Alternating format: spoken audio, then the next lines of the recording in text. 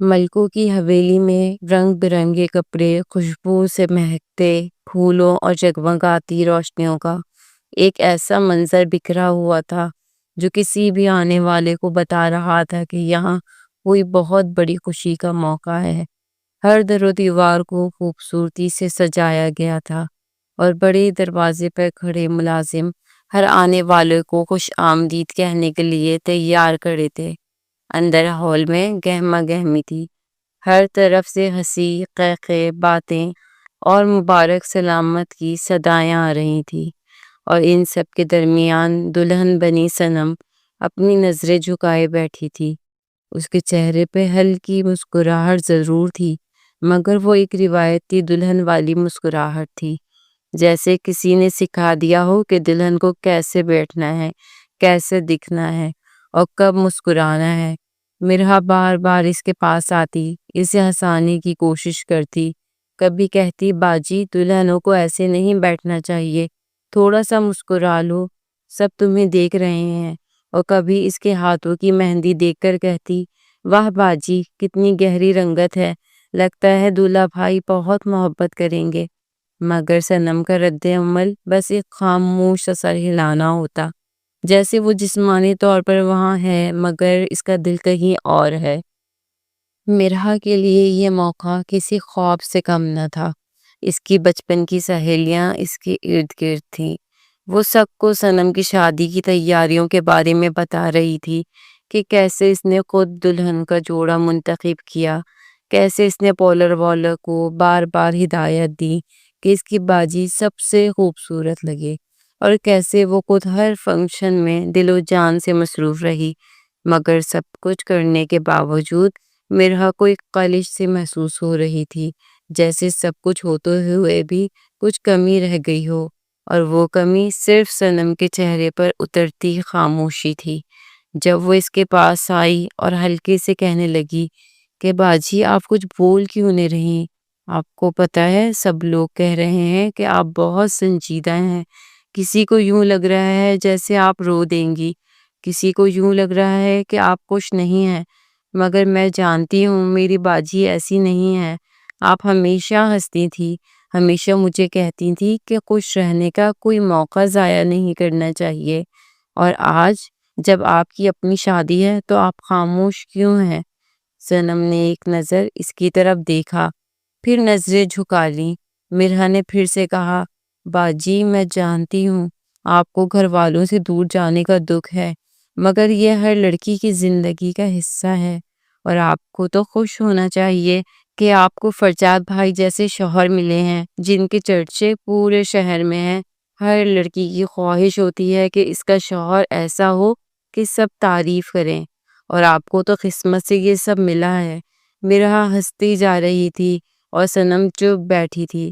مرحا نے کہا باجی آپ کو پتہ ہے فرجاد بھائی کتنے ہینڈسم ہیں، جب پہلی بار ان کو دیکھا تو میں تو حیران رہ گئی تھی، اتنے خوبصورت کہ لگا جیسے کسی فلم سے نکل کر آئے ہوں، اونچا قد، چوڑی پیشانی، باروب آنکھیں، اور وہ غرور سے بھرا انداز، جیسے دنیا کی کسی چیز کی پرواہ نہ ہو۔ آپ تو ماشاءاللہ ان کی بیوی بننے جا رہی ہیں، سوچیں لوگ کیا کہیں گے۔ مرحا کی باتوں کا کوئی اثر نہیں ہو رہا تھا، صنم نے بس ایک لمحے کے لیے اپنی آنکھیں بند کی اور پھر دوبارہ کھول دیں۔ اس کی سانسوں کی رفتار تیز ہو رہی تھی، جیسے وہ کچھ کہنا چاہ رہی ہو مگر زبان ساتھ نہیں دے رہی تھی۔ مرحا اب تھوڑی پریشان ہو چکی تھی، اس نے پاس بیٹھ کر صنم کا ہاتھ تھاما اور دھیرے سے پوچھا باجی کوئی بات ہے کیا جو آپ مجھے نہیں بتا رہی؟ آپ جانتی ہیں نا میں آپ کی بہن ہوں اور آپ مجھ سے کچھ نہیں چھپا سکتی، اگر آپ کو کوئی بات پریشان کر رہی ہے تو مجھے بتائیں، میں آپ کے ساتھ ہوں۔ صنم نے مرحا کی آنکھوں میں دیکھا اور پہلی بار ایک ہلکی سی نمی اس کی پلکوں پر نمودار ہوئی۔ مرحا نے فوراً اس کا ہاتھ مضبوطی سے تھاما اور کہا دیکھیں باجی میں جانتی ہوں آپ بہت بہادر ہیں، مگر ہر بہادر انسان کو کبھی نہ کبھی سہارا چاہیے ہوتا ہے، اور آج میں آپ کا سہارا بننا چاہتی ہوں۔ آپ مجھے بتائیں آپ کے دل میں کیا ہے، کیا آپ یہ شادی نہیں کرنا چاہتی؟ یہ سوال سن کر صنم کی آنکھوں سے آنسو بہنے لگے۔ اس نے اپنے دوپٹے سے آنکھیں پوچھنے کی کوشش کی مگر الفاظ اس کے گلے میں پھنس گئے تھے۔ مرحا نے اس کے قریب ہو کر کہا، باجی پلیز مجھے کچھ تو بتائیں، میں آپ کو ایسے نہیں دے سکتی۔ صنم نے بمشکل خود کو سنبھالتے ہوئے کہا، مرحا ہر کسی کو وہ نہیں ملتا جو وہ چاہتا ہے۔ کبھی کبھی ہمیں وہ سب کچھ مل جاتا ہے جو دنیا کے لیے خوبصورت ہوتا ہے مگر ہمارے دل کے لیے ایک قید جیسا ہوتا ہے۔ مرحا حیران ہو گئی۔ اس نے کہا، باجی کیا مطلب؟ آپ یہ شادی نہیں کرنا چاہتی؟ کیا آپ کسی اور کو پسند کرتی ہیں؟ صنم نے نظریں چرا لی اور ایک گہری سانس لی۔ مرحا کا دل جیسے دھک سے رہ گیا تھا۔ اسے پہلی بار احساس ہوا کہ جس خوشی کا وہ خواب دیکھ رہی تھی شاید وہ صنم کے لیے ایک بوجھ ہے۔ مرحا نے دھیرے سے پوچھا، باجی اگر ایسا ہے تو آپ نے ہمیں کیوں نہیں بتایا؟ ہم سب آپ کے ساتھ ہیں۔ بابا سے بات ہوتی، وہ سمجھتے، وہ کبھی آپ کو کسی ایسی جگہ رخصت نہیں کرتے جہاں آپ خوش نہ ہوں۔ صنم نے ہلکی آواز میں کہا، بابا کے لیے یہ رشتہ سب کچھ ہے۔ ان کے خواب، ان کی عزت، ان کی خواہشات، سب کچھ اس میں جڑے ہیں اور میں ان کو توڑ نہیں سکتی۔ مرحا نے بے اختیار اسے گلے لگا لیا اور کہا، مگر باجی آپ کی خوشی بھی تو کچھ ہے، آپ کی مرضی بھی تو اہم ہے۔ اگر آپ خوش نہیں ہیں تو یہ شادی کسی کام کی نہیں۔ اسی وقت دروازے پہ دستک ہوئی اور کوئی اندر آیا۔ سب تیاریاں مکمل ہو چکی تھی اور نکاح کا وقت قریب تھا۔ مرحا نے صنم کی طرف دیکھا اور کہا، باجی یہ آخری موقع ہے، اگر آپ چاہیں تو سب کچھ روک سکتا ہے، بس آپ کو ایک بار ہمت کرنی ہوگی۔ صنم خاموش رہی۔ مرحا کی آنکھوں میں ایک امید تھی اور صنم کے دل میں ایک طوفان چل رہا تھا۔ وقت تیزی سے گزر رہا تھا اور اب فیصلہ صنم کے ہاتھ میں تھا کہ وہ اپنی خوشی کا انتخاب کرے یا اپنی فیملی کے خوابوں کا۔ مرحا نے اس کا ہاتھ تھاما اور آہستہ سے کہا، باجی جو بھی فیصلہ کریں میں آپ کے ساتھ ہوں، آپ اکیلی نہیں ہیں۔ اور صنم نے پہلی بار ایک گہری سانس لے کر نظریں اٹھائیں جیسے اب وہ کوئی فیصلہ کر چکی ہو۔ یہ وہ لمحہ تھا جب پوری حویلی روشنیوں میں ڈوبی ہوئی تھی مگر دو بہنیں ایک ایسی حقیقت کے کنارے کھڑی تھیں جہاں سے یا تو سب کچھ بچایا جا سکتا تھا یا ہمیشہ کے لیے کھو دیا جاتا۔ اس سے پہلے کہ نکاح نامے پہ دستخط ہوتی صنم کی طبیعت بگڑ گئی۔ سب نے سمجھا شاید وہ گھبرا گئی ہے۔ نکاح کی رسم کے دوران اتنے لوگوں کی موجودگی میں کسی بھی لڑکی کا دل تیز دھڑکنے لگتا ہے مگر جب وہ اچانک زمین پر گر گئی اور اس کے منہ سے جھاگ نکلنے لگا تو سب کی خوش فہمی دم توڑ گئی۔ ایک عورت چیخی، یہ تو دلہن کے منہ سے جھاگ نکل رہا ہے، یہ تو ٹھیک نہیں رہی ہے، یہ تو بے ہوش نہیں، کچھ اور ہو گیا ہے۔ پھر ایک ہنگامہ برپا ہو گیا۔ کچھ لوگ پانی کے چھینٹے مارنے لگے، کچھ لوگ موبائلوں سے ویڈیوز بنانے لگے اور کچھ کی چیخیں بلند ہونے لگی۔ فوراً ایمبولنس کو بلایا گیا۔ ڈاکٹر آیا اور نبض چیک کی، آنکھیں کھولنے کی کوشش کی لیکن سب کچھ بے سود تھا۔ ڈاکٹر نے وہ جملہ کہہ دیا جس نے پورے ہال میں صف ماتم بچھا دی، یہ دلہن اب اس دنیا میں نہیں رہی۔ یہ سن کر مرحا کی چیخیں نکلی۔ وہ ماں سے لپٹ کر رونے لگی۔ ماں بیٹی کے وجود پر گر گئی۔ باپ کرسی پہ بیٹھ کے اپنا سر تھام کر رونے لگا۔ سب خوشیاں پل میں ماتم میں بدل گئیں۔ ہر طرف رونے دھونے کی آوازیں تھیں اور اس وقت جب سب لوگ صدمے میں تھے اچانک دلہا فرجاد کھڑا ہو کر دھاڑا، اگر میری بارات واپس گئی تو میں کسی کو منہ دکھانے کے قابل نہیں رہوں گا۔ کسی کو یقین نہیں آیا کہ ابھی ابھی جس کی دلہن مر گئی وہ یہ بات کر رہا ہے۔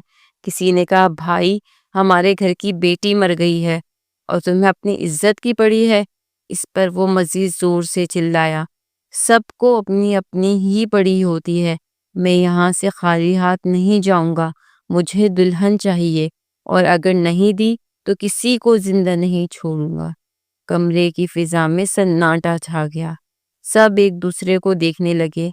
کسی کو سمجھ نہیں آ رہا تھا کہ کیا کریں۔ لڑکی مر چکی تھی اور یہ شخص خالی ہاتھ جانا گوارا نہیں کر رہا تھا۔ کسی نے کہا یہ پاگل ہے، کسی نے کہا یہ آدمی خطرناک ہے، اس سے دشمنی لینا ہمارے لیے مہنگا پڑ سکتا ہے۔ تب ملک شبیر اور ان کی بیوی نے ایک دوسرے کو دیکھا اور آہستہ سے سر جھکا لیے۔ انہوں نے اپنے بیٹوں کو دیکھا جو خوف سے دیوار کے ساتھ لگے کھڑے تھے، آنکھوں میں خوف کے سائے تیر رہے تھے۔ انہوں نے سوچا اگر بات مردوں میں آ گئی، اگر یہ شخص بپھر گیا، اگر اس نے کوئی غلط قدم اٹھا لیا تو ہمارا خاندان تباہ ہو جائے گا۔ اور پھر جیسے کسی نے ان کے دل میں کانٹا چھپا دیا ہو، انہوں نے فیصلہ کیا۔ مرحا کو بلایا گیا، اسے کچھ سمجھ نہیں آ رہا تھا۔ وہ تو ابھی بہن کا ماتم کر رہی تھی۔ اس کی آنکھیں سوجی ہوئی تھی، کپڑے بکھرے ہوئے تھے، چہرے پر ہوش و حواس نام کی کوئی چیز نہیں تھی، جیسے وہ کسی اور دنیا میں ہو۔ اچانک امی نے کہا، مرحا تمہاری شادی ہو گئی ہے، تمہیں اب رخصت ہونا ہے۔ مرحا سناٹے میں آ گئی۔ اس نے کہا کیا مطلب؟ باجی کی لاش ابھی سامنے پڑی ہے اور آپ کہہ رہے ہیں میری شادی ہو گئی ہے؟ ابو نے غصے میں کہا، یہ وقت سوال جواب کا نہیں ہے، تمہیں اپنے بھائیوں کے بارے میں سوچنا چاہیے، یہ آدمی کچھ بھی کر سکتا ہے۔ مرحا نے کہا، تو کیا اس کا حل یہ ہے کہ مجھے قربان کر دیا جائے؟ کیا میری زندگی کی کوئی اہمیت نہیں؟ امی نے کہا، بیٹی ہمیں معاف کر دو، تم ہماری مجبوری سمجھو، ہمیں اپنے بیٹوں کی جان بچانی ہے۔ مرحا کی آنکھوں میں آنسو آ گئے، وہ کچھ بول نہیں سکی۔ اس کے ہاتھوں میں نکاح نامہ تھما دیا گیا، مولوی صاحب کو بلایا گیا، کوئی تقریب نہ ہوئی، کوئی اعلان نہ ہوا، صرف 2 گواہوں کی موجودگی میں مرحا کے نکاح کا اعلان ہوا۔ اور جب اس کے ہاتھ کانپتے ہوئے نکاح نامے پہ دستخط کر رہے تھے، ایک لمحے کے لیے اس کے دل میں چیخ اٹھی، یا اللہ، میری قسمت میں یہی لکھا تھا۔ فرزاد نے نکاح کے بعد اعلان کیا کہ اب وہ اپنی دلہن کو لے کر جا رہا ہے۔ سب نے سکھ کا سانس لیا اور اسے رخصت کر دیا، لیکن گھر والوں پر جو گزر رہی تھی وہ کوئی نہ جان سکا۔ صنم کی میت مٹی کے حوالے کر دی گئی، آنکھیں اشک بار تھی، دل بوجھل تھے، اور مرحا کا دل تو جیسے اندر سے ٹوٹ چکا تھا۔ فرزاد اور مرحا گاڑی میں بیٹھے تو مرحا نے خود کو کسی قیدی جیسا محسوس کیا۔ فرزاد فون پر کسی سے بات کر رہا تھا، میں نے 10 لاکھ کا ہنی مون پیکج بک کروایا تھا، اگر آج خالی ہاتھ واپس جاتا تو مجھے بہت نقصان ہو جاتا۔ مرحا نے پہلی بار غور سے اس کی بات سنی اور جیسے بجلی سی اس کے اندر دوڑ گئی۔ وہ سوچنے لگی کیا یہ وہی آدمی ہے جس کی تعریفیں وہ کرتی تھی؟ کیا اس آدمی کی نظر میں رشتہ صرف ایک سودا ہے؟ پھر اس نے خود سے سوال کیا، کیا میری بہن اسی لیے خاموش تھی؟ کیا وہ اس شادی سے خوش نہیں تھی؟ کیا اس آدمی کی اصلیت اس نے پہلے سے جان لی تھی؟ لیکن پھر یاد آیا کہ یہ رشتہ تو خاندان کے بزرگوں نے طے کیا تھا۔ یہ لوگ گھر آئے تھے، بات چیت ہوئی تھی، منگنی ہوئی تھی، دعائیں خیر ہوئی تھی، اور سب کچھ روایتی انداز میں ہوا تھا۔ تو پھر صنم نے ایسا قدم کیوں اٹھایا؟ ابھی وہ یہ سب سوچ رہی تھی کہ گاڑی ایئرپورٹ پہنچ گئی۔ وہ لوگ سیدھا اپنے ہنی مون ڈیسٹینیشن کی طرف روانہ ہو گئے۔ وہاں ایک خوبصورت سا کمرہ بک تھا جسے پھولوں سے سجایا گیا تھا۔ خوشبو مہک رہی تھی، خوشی کا ہر سامان مہیا تھا، جیسے کوئی خواب ہو جو حقیقت بن چکا ہو۔ مرحا اس کمرے میں داخل ہوئی تو سیدھا بیڈ پر بیٹھ گئی، جیسے اس کے جسم میں جان ہی نہ ہو۔ آنکھیں خالی تھی، ہاتھ ساکت تھے، دل بند سا ہو چکا تھا۔ فرزاد کچھ دیر بعد کمرے سے باہر چلا گیا۔ مرحا نے ارد گرد دیکھا، وہ سب کچھ موجود تھا جو ایک نئی نویلی دلہن کے لیے ہوتا ہے، مگر اس کا دل کہیں بھی موجود نہ تھا۔ وہ اندر ہی اندر ٹوٹ چکی تھی۔ کیا میری زندگی اب اسی اندھیرے میں گزرے گی؟ اس سوال کا جواب نہ اس کے پاس تھا نہ کسی اور کے پاس۔ تھوڑی دیر بعد جب فرزاد کمرے میں داخل ہوا تو اس کی نظروں میں ایک عجیب سی چمک تھی، جیسے وہ کوئی انعام جیت کر آیا ہو۔ اسے لگا کہ کمرہ مکمل سجا ہوا ہوگا اور بیوی گھونگھٹ نکالے، آنکھیں جھکائے، شرمائی سی بیٹھی ہوگی۔ مگر جو منظر اس نے دیکھا وہ اس کی توقع کے بالکل برعکس تھا۔ مرحا بالکل اسی حالت میں بیٹھی تھی جیسے وہ پہلے بیٹھی ہوئی تھی۔ اس کے چہرے پہ آنسوؤں کے نشانات تھے، میک اپ بالکل بہہ چکا تھا اور وہ کسی بے جان پتلی کی طرح خاموش اور بے حس نظر آ رہی تھی۔ فرجاد کا موڈ فوراً خراب ہو گیا۔ اس نے اونچی آواز میں کہا، یہ کیا طریقہ ہے؟ بیوی بننے کا شوہر کا استقبال ایسے کرتے ہیں؟ تم سیدھی بیٹھ بھی نہیں سکتی، اور یہ تمہارا چہرہ دیکھو، کیا حال بنایا ہوا ہے تم نے؟ تمہیں کسی نے بتایا نہیں کہ شوہر کے سامنے کیسے آتے ہیں؟ مرحا نے کوئی جواب نہ دیا۔ اس کی نظریں نیچی تھی اور چہرے پر بے بسی لکھی تھی۔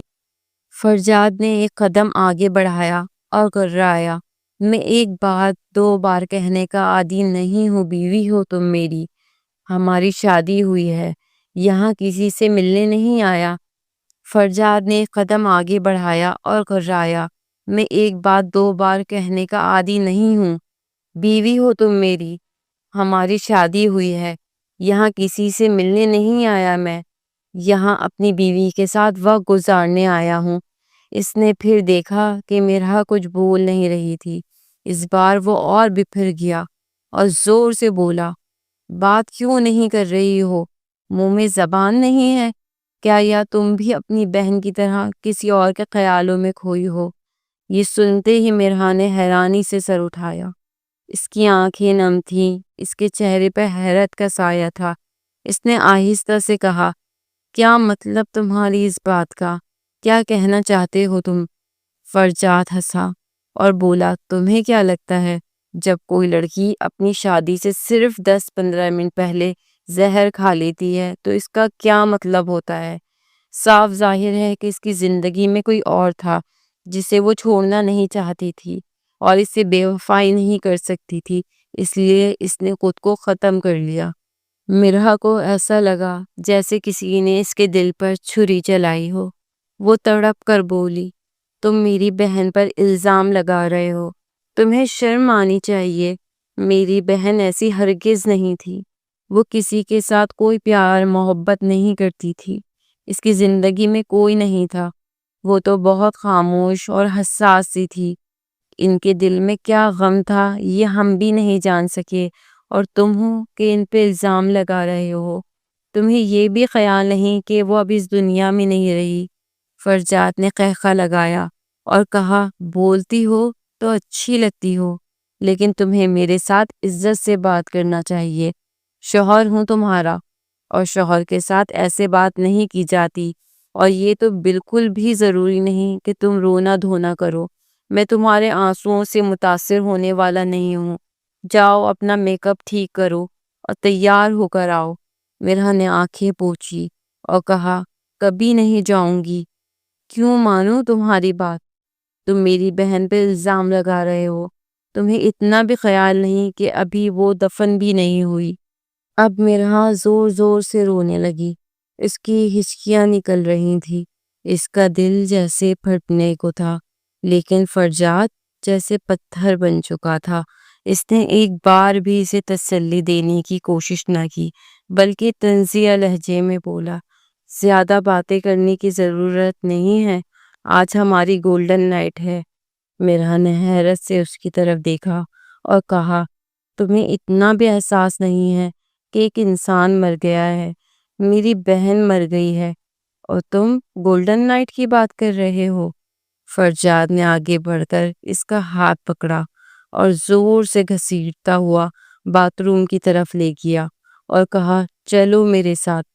باتھ روم میں لے جا کر اس نے مرحا کو آئینے کے سامنے کھڑا کیا اور کہا، اپنے چہرے کو دیکھو، تمہارے آنسوؤں کے نشان ہیں، اور یہ سب دھو لو، خود کو صاف کرو، اپنے بال ٹھیک کرو اور اپنے کپڑے سنوارو، میں جب دوبارہ آؤں تو تم مجھے سونے کی طرح چمکتی ہوئی نظر آؤ، اگر تم نے میری بات نہ مانی تو یاد رکھنا، مجھ سے برا کوئی نہیں ہوگا۔ مرحا خاموش کھڑی تھی، اس کی نظریں آئینے میں اپنے عکس پر جمی ہوئی تھی، جس میں ایک اجنبی سی لڑکی نظر آ رہی تھی، جس کے اندر سے ساری زندگی کی روشنی جیسے چھن چکی ہو۔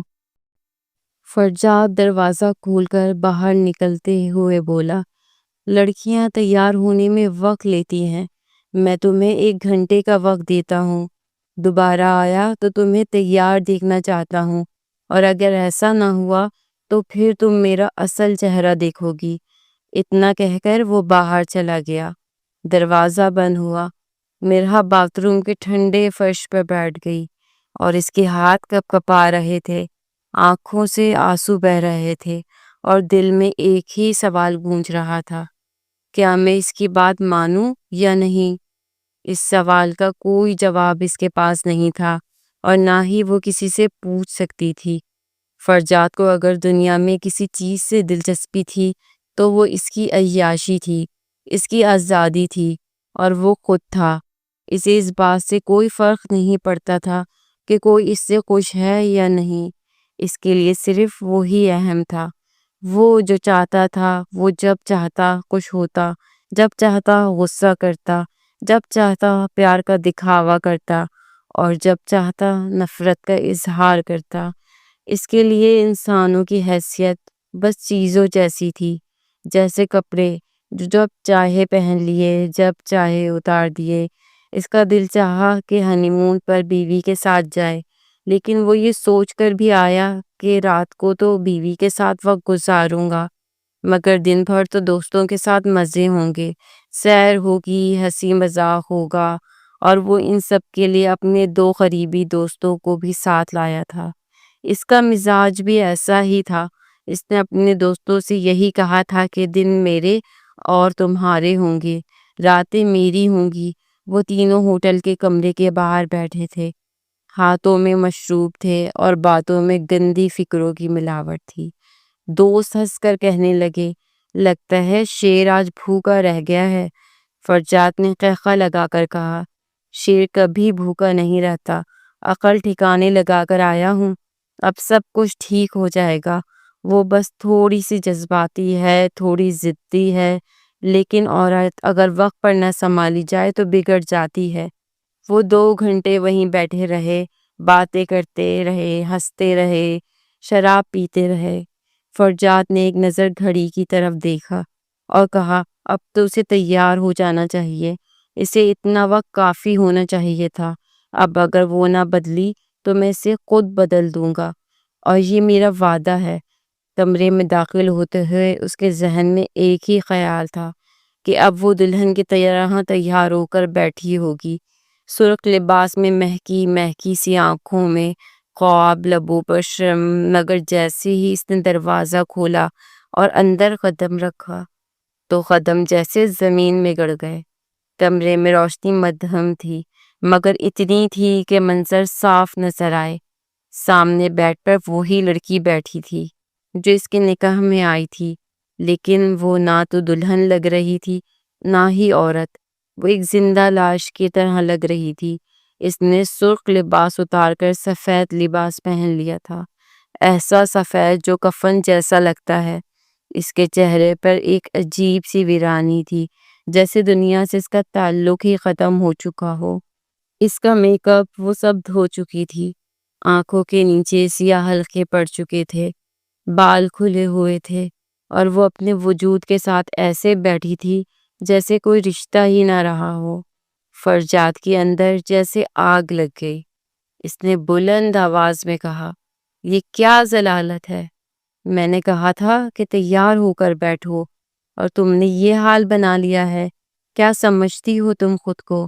مرحا نے آہستہ سے سر اٹھایا اور نظریں اس کی طرف کی۔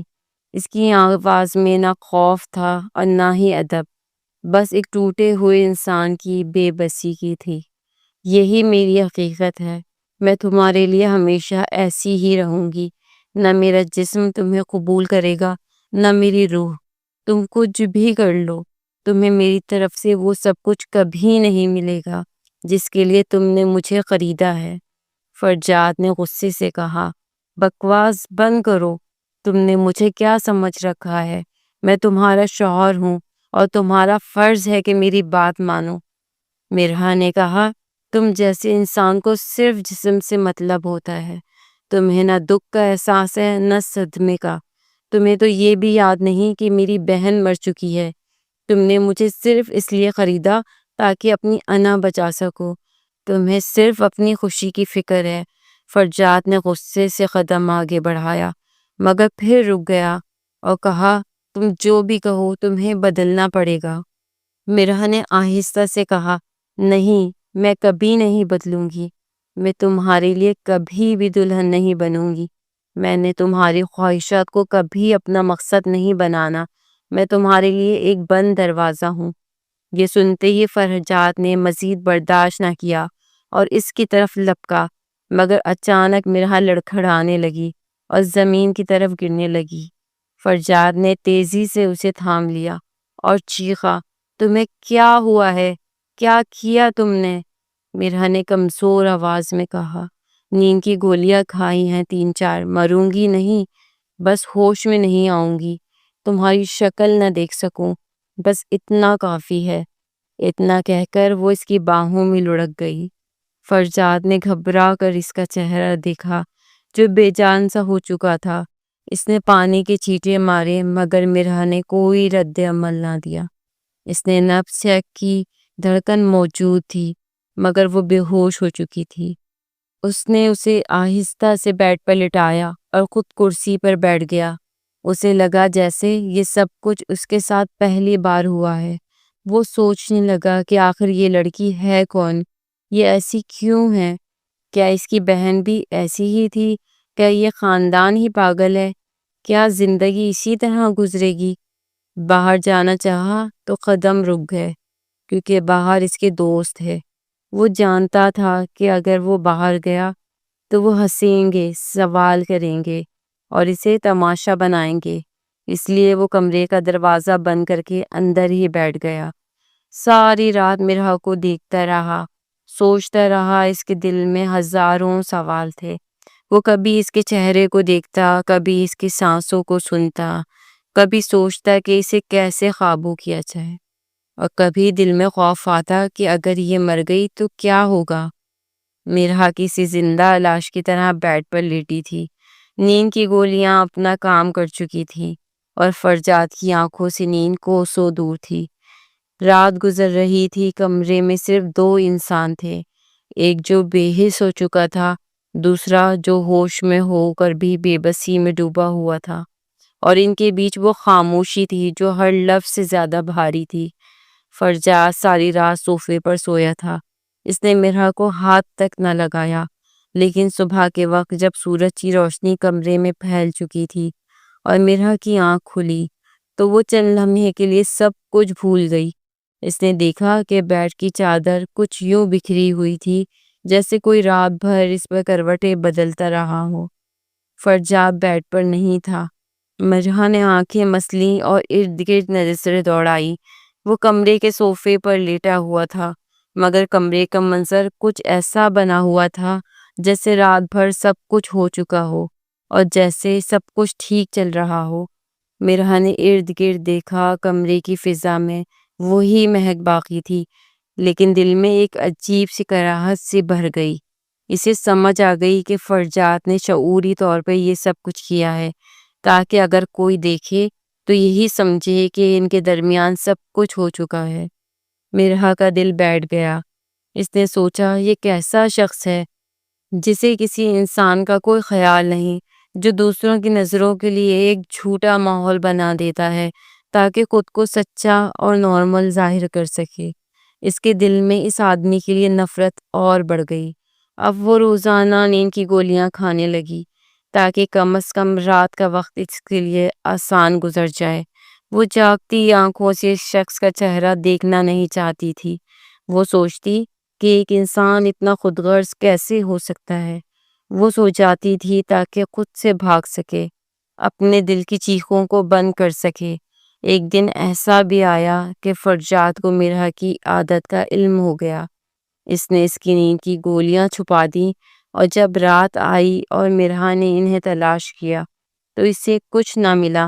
تب وہ چیخنا چاہتی تھی، رونا چاہتی تھی، مگر آواز حلق میں ہی دب گئی۔ وہ خاموشی سے باتھ روم میں چلی گئی اور وہاں دروازہ بند کر کے فرش پر بیٹھ گئی۔ پوری رات وہ وہیں بیٹھی رہی، آنکھوں میں آنسو تھے، دل میں سوال تھے اور ذہن میں طوفان تھا۔ وہ سوچتی رہی کہ اس کی زندگی میں کیا رہ گیا ہے، کہاں سے چلی تھی، کہاں آ گئی ہے، کون تھا جو اسے سمجھتا تھا، کون تھا جو اس کی بات سنتا تھا۔ کسی نے نہیں پوچھا کہ اس کا دل کیا چاہتا ہے۔ وہ اب سوچنے لگی تھی کہ زندگی سے فرار کا ہر راستہ بند ہو چکا ہے۔ ایک وقت تھا جب اسے لگتا تھا کہ وہ کسی حد تک اپنی زندگی پر اختیار رکھتی ہے، لیکن اب ایسا کچھ بھی نہیں تھا۔ اس نے ایک دن اپنے ماں باپ کو فون کیا اور پوچھا کہ آپ ہی کے بارے میں کوئی خبر ملی ہے، کیا پتہ چلا کہ کیا ہوا تھا۔ وہ کہنے لگے کہ ابھی تک کچھ پتہ نہ چلا، نہ تو خون میں کچھ ملا ہے، نہ ہی ان کی ڈائری میں کچھ ایسا ہے جو واضح کرے کہ وہ کس غم میں تھی، وہ کس سے ڈری ہوئی تھی، یا اس کے دل پر کیا بوجھ تھا۔ ماں کی آواز میں درد تھا، لیکن وہ بے بس تھیں۔ باپ کی آواز میں تھکن تھی، جیسے وہ سب کچھ جانتے ہوئے بھی کچھ نہ کر پا رہے ہوں۔ مرحا کے دل میں ایک بار پھر وہی دکھ جاگ گیا۔ بہن کا چہرہ اس کی آنکھوں کے سامنے گھومنے لگا۔ وہ سوچنے لگی کہ وہ بھی تو اسی صورتحال سے گزر رہی ہے، اس کی زندگی بھی تو اسی پٹری پر چل رہی ہے جس پر آپ ہی کی زندگی چلی تھی۔ اس کے دل میں خوف تھا، غم تھا اور بے بسی تھی، مگر وہ جیے جا رہی تھی کیونکہ اب اس کے پاس اور کوئی آپشن نہیں تھا۔ ہنی مون پر آئے ہوئے ایک ہفتہ گزر چکا تھا، لیکن اب بھی وہی سلسلہ چل رہا تھا، خاموشی کا، تکلیف کا اور اکیلے پن کا۔ فرجاد نے سوچا کہ اب اس کو واپس لے جاتا ہوں۔ جب بھرے برے خاندان میں جائے گی تو باتیں کرے گی، دوسروں کے سامنے نارمل بنے گی اور شاید یہ سب کچھ بھول جائے۔ اس کا کہنا تھا کہ معاشرے کی نظر بڑی سخت ہوتی ہے اور لوگ کردار کے بارے میں زیادہ بات کرتے ہیں، اور اس لیے اپنا ہنی مون بیچ میں چھوڑ کر مرحا کو واپس لے آیا۔ جیسے ہی وہ حویلی پہنچے، سب نے مرحا کا استقبال اس انداز میں کیا کہ جیسے اسی کے ساتھ شادی ہونی تھی، جیسے وہی ان کے دل کی بہو تھی۔ مرحا حیران رہ گئی۔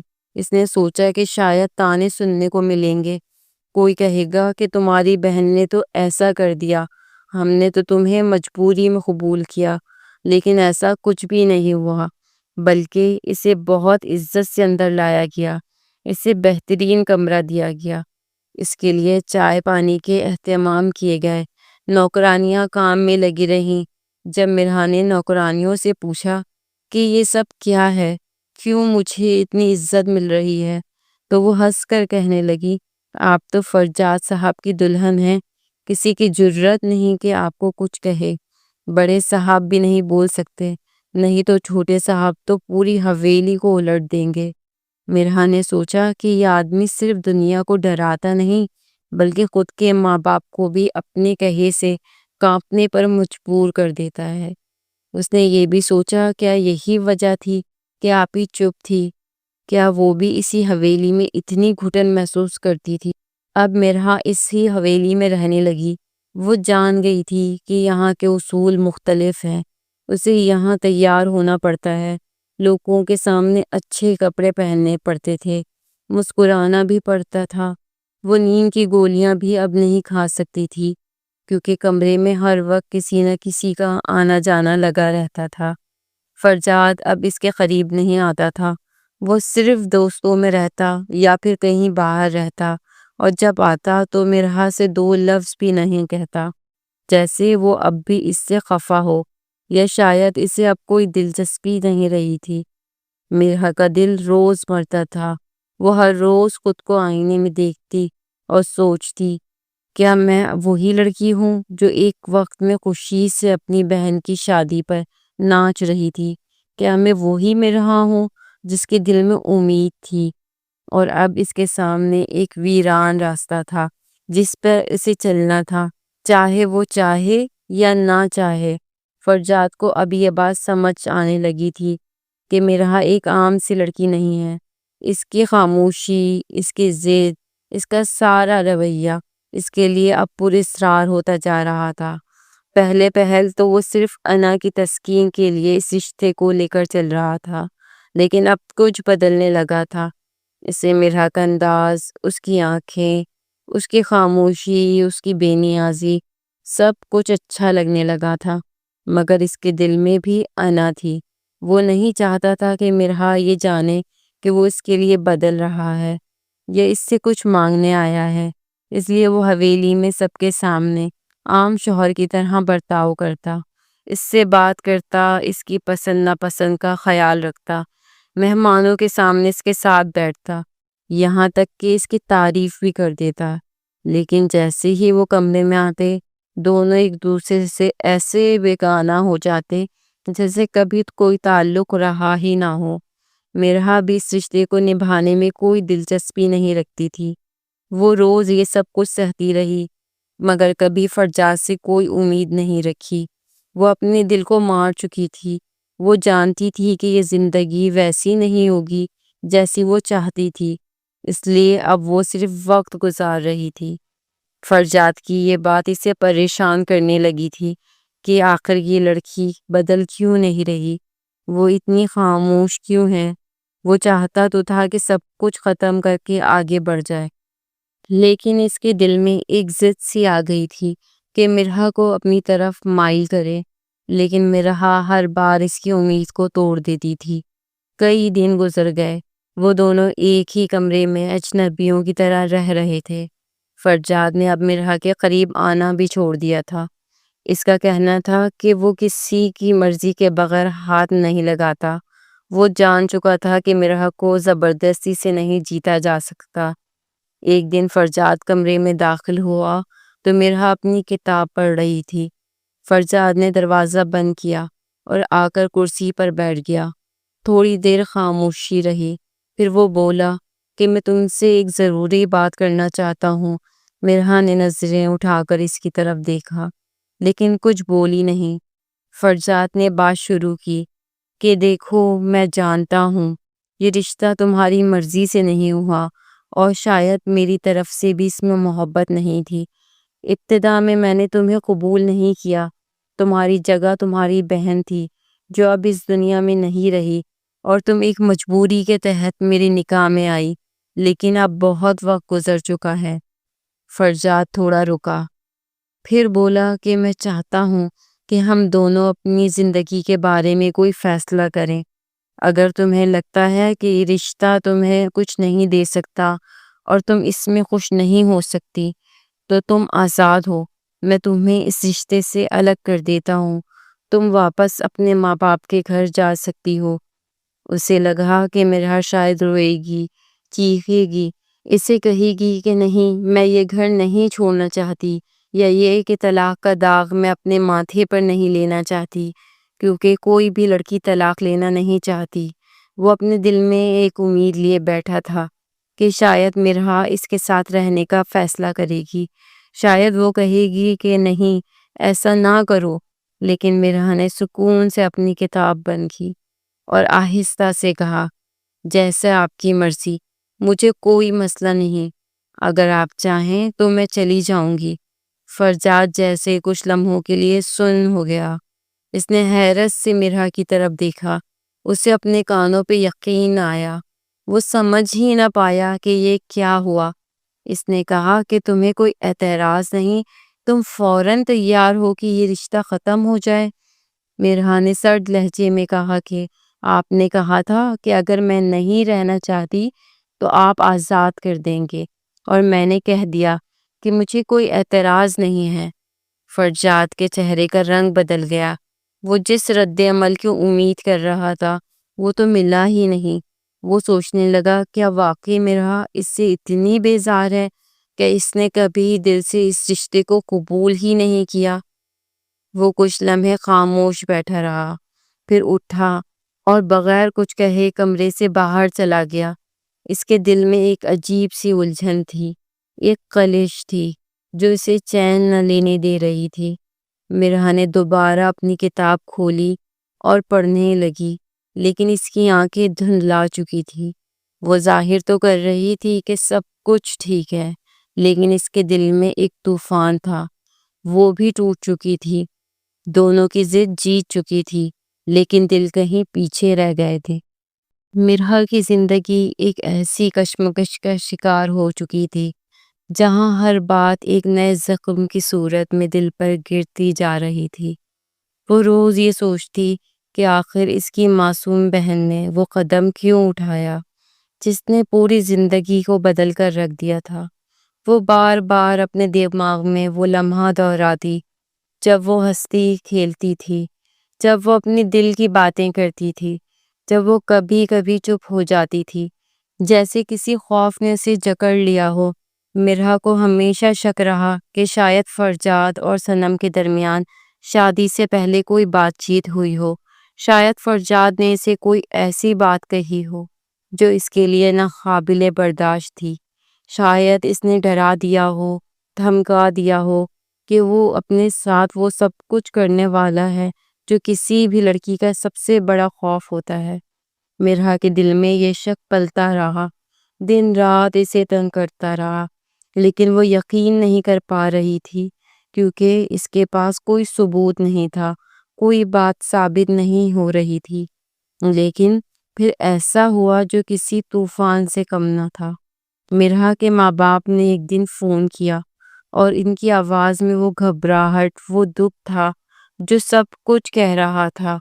ماں نے کہا، بیٹا ہمیں سچ پتہ چل گیا ہے، ہم بہت شرمندہ ہیں، ہم پر اتنا بڑا بوجھ تھا اور ہم روز یہ سوچ کر مر رہے تھے کہ ہم اپنی بیٹی کی تکلیف کو نہ سمجھ سکے، لیکن آج اللہ نے ہم پر حقیقت کھول دی ہے۔ مرحا نے پوچھا، کیا ہوا ہے اماں، سب ٹھیک ہے؟ تو ماں نے کہا کہ نہیں بیٹا، سب کچھ ٹھیک نہیں ہے، لیکن سچ سامنے آ گیا ہے۔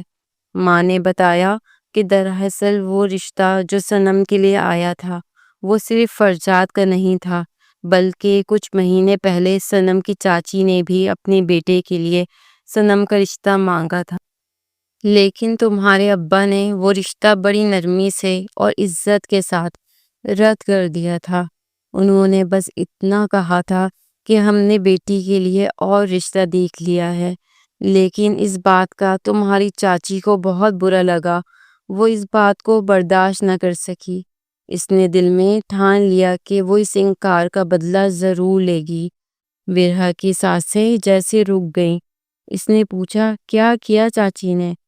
ماں نے روتے ہوئے کہا، وہی پانی کا گلاس جس کے بعد صنم کی طبیعت خراب ہوئی، وہ گلاس دراصل چاچی نے خود لے جا کر رکھا تھا اور اس میں کچھ ایسا ملا دیا تھا جو زندگیاں چھین لیتا ہے۔ مرحا کی چیخ نکلنے ہی والی تھی، لیکن وہ خود کو سنبھال گئی۔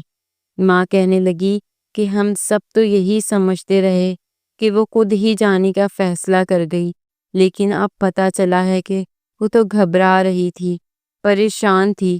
شادی کے دن ہر دلہن ویسی ہوتی ہے، اور اس نے بار بار پانی مانگا۔ اسی دوران چاچی نے وہ گلاس پکڑایا اور صنم نے وہ پانی پی لیا، اور تھوڑی دیر بعد وہ ہمیں چھوڑ گئی۔ مرحا کی آنکھوں سے آنسو بہنے لگے۔ وہ سوچنے لگی کہ کیسے کوئی عورت اتنی سنگ دل ہو سکتی ہے، وہ چاچی جس کے ساتھ بچپن سے وقت گزارا، وہ ایسا کر سکتی ہے۔ ماں نے بتایا کہ چاچی نے اس گلاس کو وہیں سے بھی غائب کر دیا تھا، اور سب سے پہلے شور بھی اسی نے مچایا تھا کہ لڑکی نے خود ہی سب کچھ کیا ہے۔ مرحا نے پوچھا کہ اماں یہ سب کیسے پتہ چلا؟ ماں نے گہری سانس لے کر کہا کہ مکافات عمل برحق ہے بیٹا، جو برا کرتا ہے وہ کبھی بھی سکون سے نہیں رہتا۔ چاچی کا بیٹا جو صنم سے شادی کرنا چاہتا تھا، وہ بھی کسی اور لڑکی کے عشق میں مبتلا ہو گیا، اور اس نے ایک دن ایسا قدم اٹھا لیا جس کے بعد وہ بھی ہمارے درمیان نہ رہا۔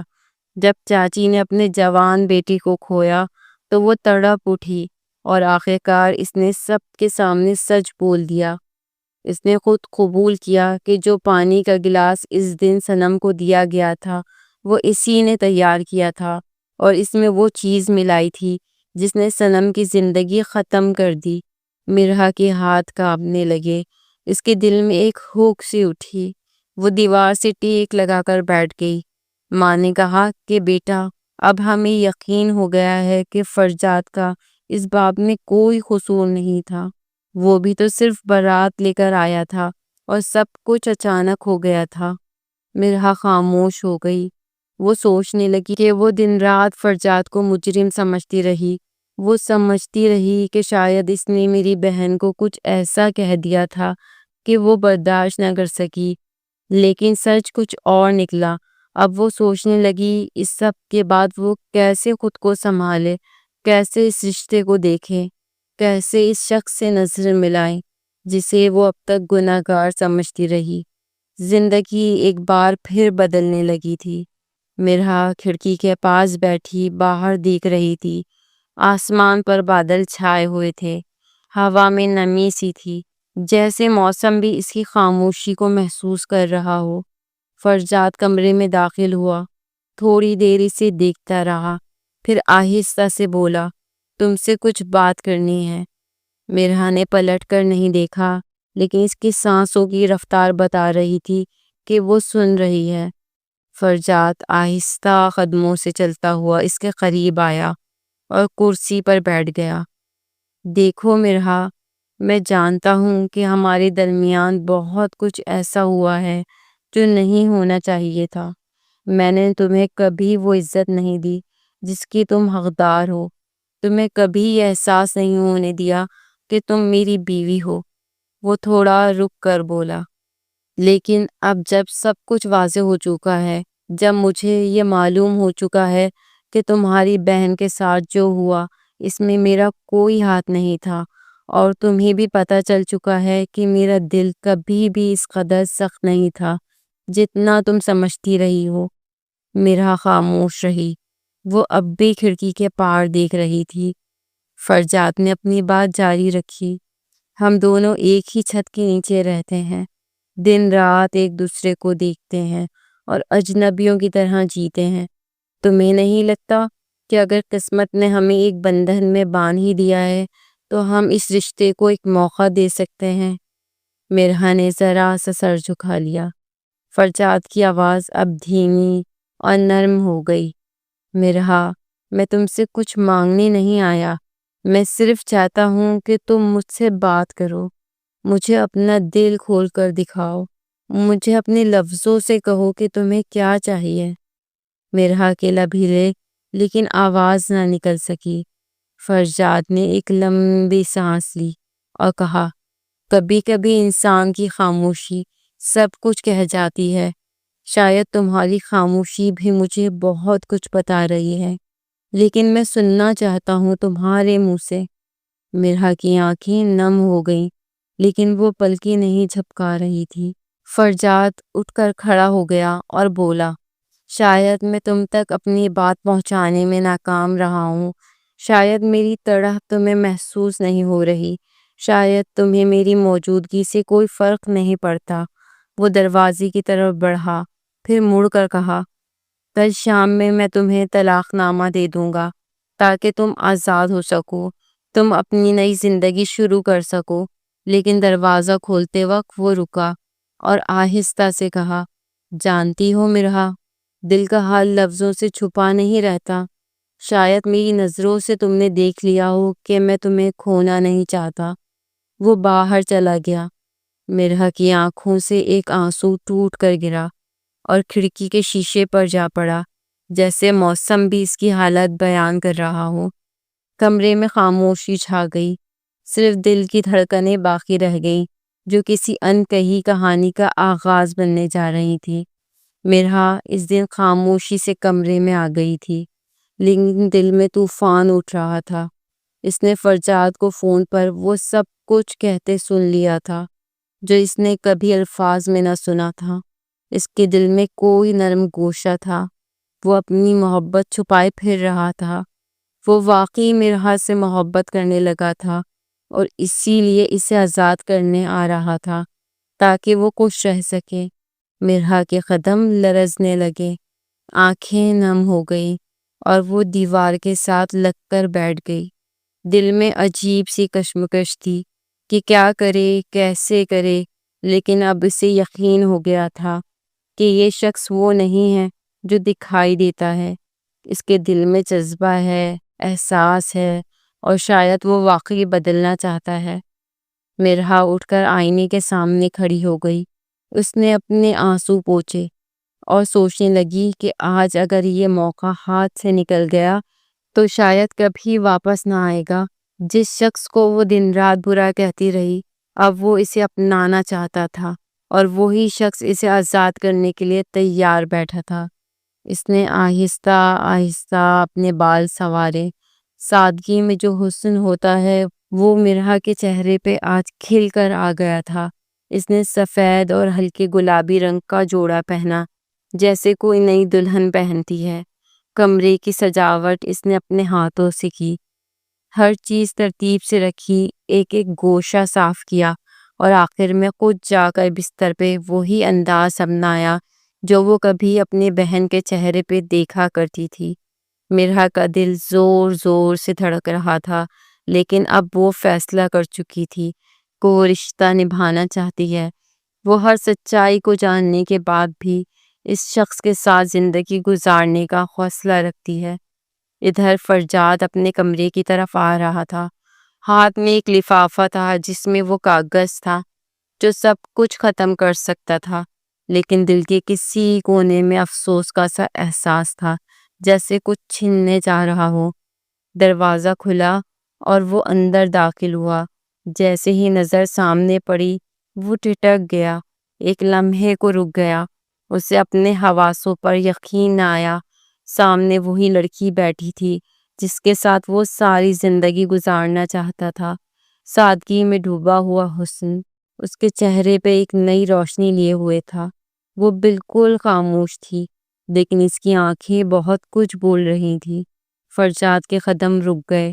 وہ دل میں الجھ گیا کہ یہ سب کیا ہوا، یہ کیوں کیا اس نے، کیا مطلب ہے اس سب کا۔ مرہا نے نظریں جھکائے رکھی، لیکن دل کی دھڑکنیں بلند ہوتی جا رہی تھی۔ فرجاد آہستہ سے آگے بڑھا۔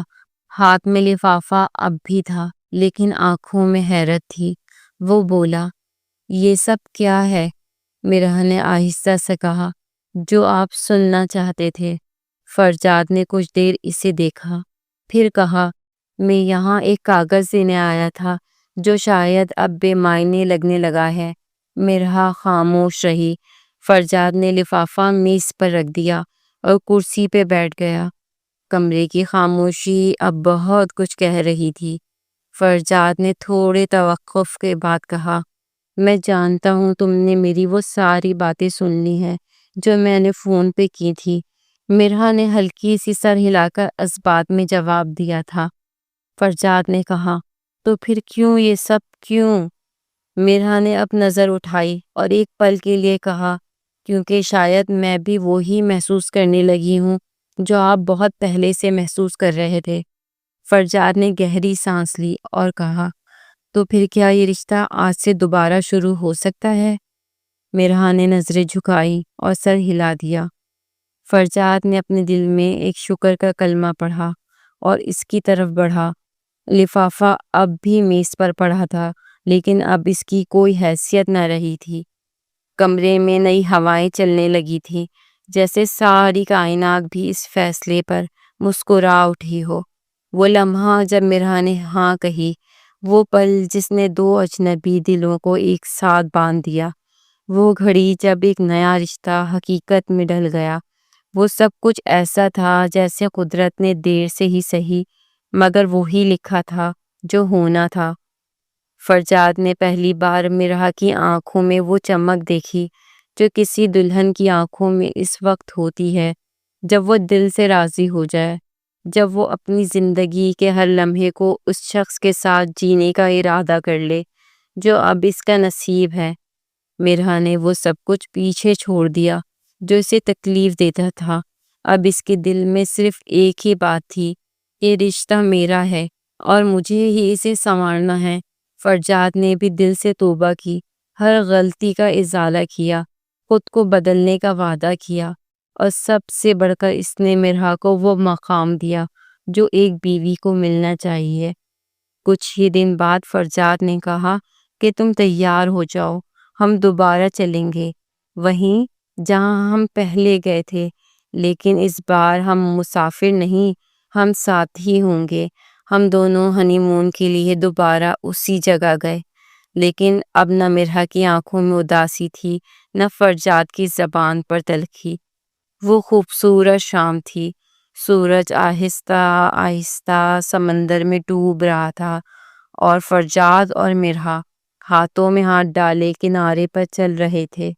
فرجاد نے مرحا کو دیکھ کر کہا، پتہ ہے تم میری زندگی کی وہ روشنی ہو جو اندھیرے میں آئی تھی، اور میں اگر تمہیں نہ پاتا تو شاید اندھیرے کا ہی ہو کر رہ جاتا۔ مرحا نے ہلکی سی مسکراہٹ کے ساتھ کہا، اور اگر میں تمہارے دل تک نہ پہنچتی تو شاید تم ساری عمر اپنی سچائی کسی اور کے الفاظ میں چھپاتے۔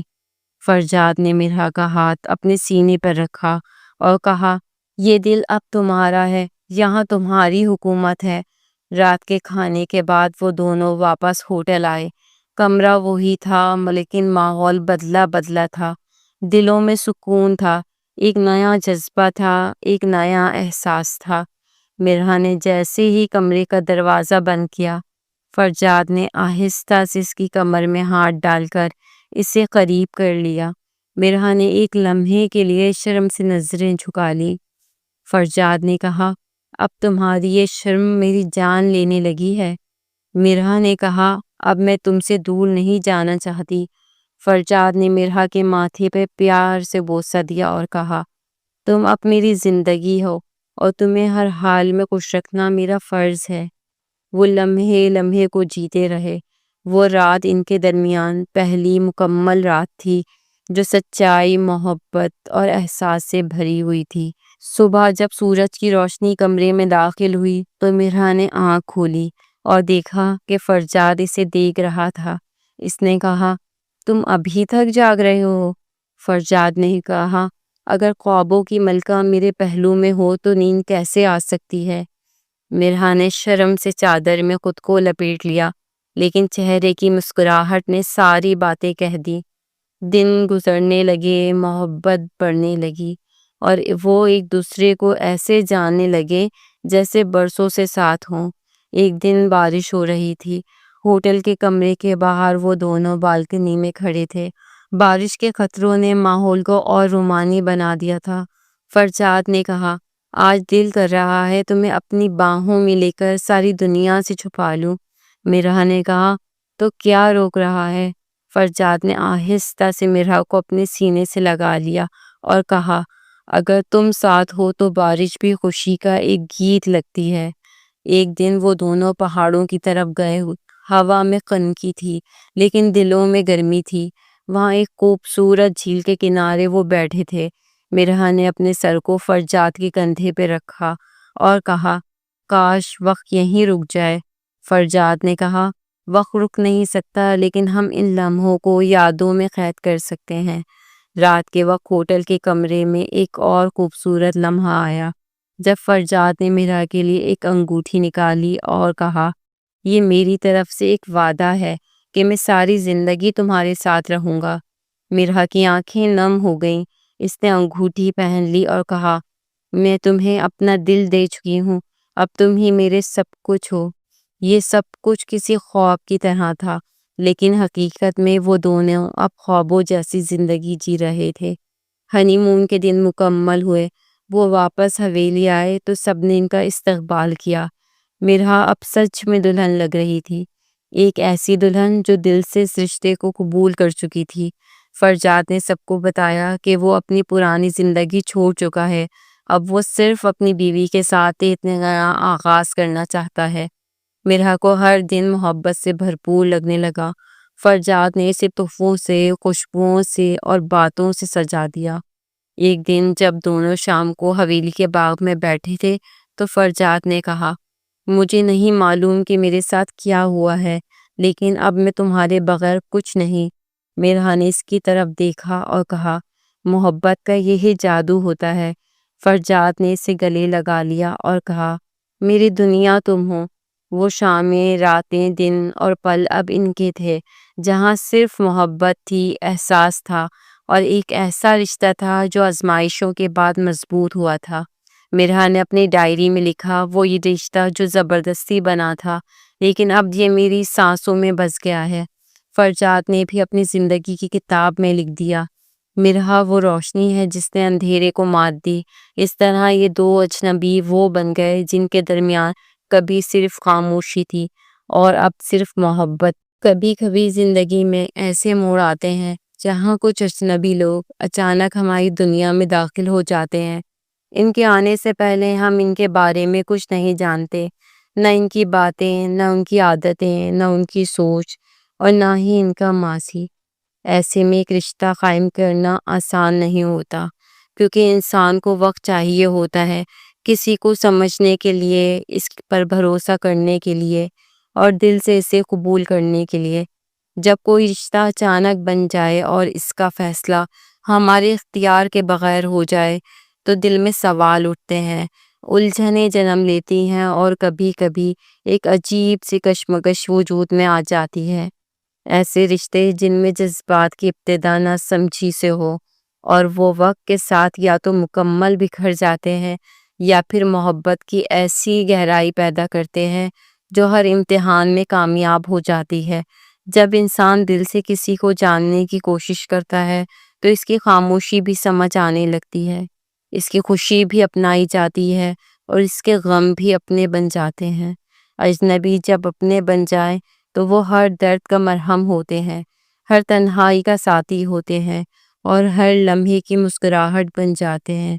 محبت وہ نہیں ہوتی جو کسی منصوبے کے تحت ہو، محبت وہ ہوتی ہے جو بے ساختہ ہو، جس میں کوئی بناوٹ نہ ہو اور نہ ہی کوئی شرط ہو۔ جب دو دل بنا کسی لالچ کے ایک دوسرے کو قبول کرتے ہیں تو وہ رشتہ دنیا کی ہر آزمائش سے گزر کر بھی سلامت رہتا ہے۔ ایسے رشتوں میں وقتی دوریاں یا تلخیاں آ سکتی ہیں، مگر وہ دلوں کو جدا نہیں کر سکتی، کیونکہ ان کا بندھن دل سے ہوتا ہے، کاغذ یا زبان سے نہیں۔ کبھی کبھی وہ لوگ جو ہماری زندگی میں سب سے آخر میں آتے ہیں وہی سب سے اہم بن جاتے ہیں۔ وہ جو ہمیں سمجھتے ہیں بغیر کچھ کہے، وہ جو ہمیں سنبھالتے ہیں بغیر کسی شکوے کے، اور وہ جو ہمارے لیے وہ سب کچھ چھوڑنے کو تیار ہوتے ہیں جو کبھی ان کی پہچان تھا۔ ایسے لوگ قدرت کی طرف سے انعام ہوتے ہیں، وہ چاہے اجنبی کے طور پر آئیں یا حادثے کے طور پر، مگر ان کا ہونا ہماری زندگی میں وہ تبدیلی لاتا ہے جسے الفاظ میں بیان کرنا ممکن نہیں ہوتا۔ اس لیے اگر زندگی میں کبھی کوئی اجنبی دل کے قریب آ جائے تو اسے صرف اجنبی سمجھ کر مت ٹھکرائیں، ہو سکتا ہے وہی آپ کا مقدر ہو، کیونکہ بعض اوقات سب سے سچی محبت وہی ہوتی ہے جو سب سے انجان چہرے سے شروع ہوتی ہے۔